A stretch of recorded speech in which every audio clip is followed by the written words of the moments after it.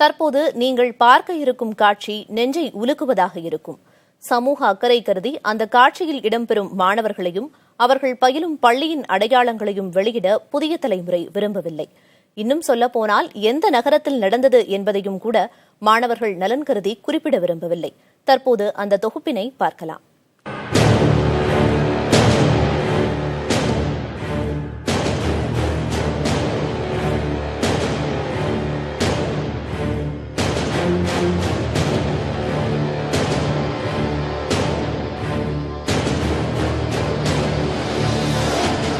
பள்ளி செல்லும் சிறார்கள் மது பழக்கத்திற்கு அடிமையாகியிருப்பதாக அதிர்ச்சி தகவல் கிடைத்தது.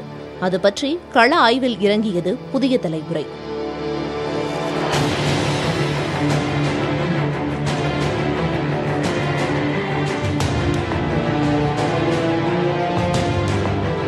டாஸ்மாக் கடை அருகே அரசு பள்ளி சீருடையுடன் மாணவர்கள் 2 பேர் புத்தகப்பையுடன் காத்திருந்தனர். காலை 10:30 மணி என்பதால் அப்போது டாஸ்மாக் கடை திறந்திருக்கவில்லை. ஆனால் அவர்களை எதிர்பார்த்து காத்திருந்தது போலவே ஒரு நபர் மாணவர்களை நோக்கிச் சென்றார். அவரது 2 கைகளிலும் மது பாட்டில்கள்.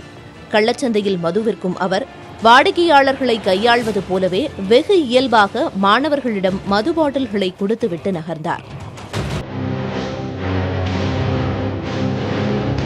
பள்ளி சீருடையில் இருந்த மாணவர்கள் மது அருந்தியது மட்டுமல்ல, அவர்கள் புகைப்பிடித்ததும் நம்மை அதிர்ச்சியில் ஆழ்த்தியது.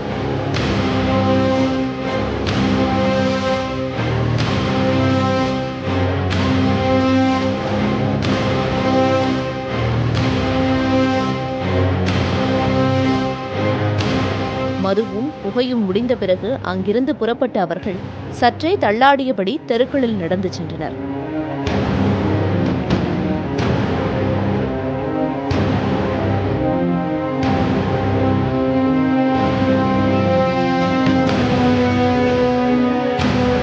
பள்ளி நேரத்தில் வீதிகளில் திரியும் அவர்களை யாரும் என்னவென கேட்கவில்லை.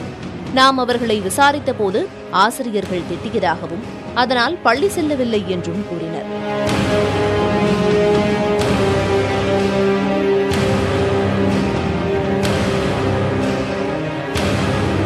ஒளிமயமான எதிர்காலத்திற்கு அஸ்திவாரம் போட உதவும் புத்தகப்பையில் இழிவான மது பாட்டிலை வைத்து பள்ளி மாணவர்கள் நடமாடும் நிலை மாற வேண்டும் என்பது இளைய தலைமுறையின் மீது அக்கறை கொண்டவர்களின் கோரிக்கை. பள்ளி மாணவர்களுக்கு மது, புகையிலை மற்றும் போதைப் பொருட்கள் விற்கப்படுவதை தடுப்பதே அதற்கு ஒரே தீர்வு என்பது அவர்களின் கருத்து.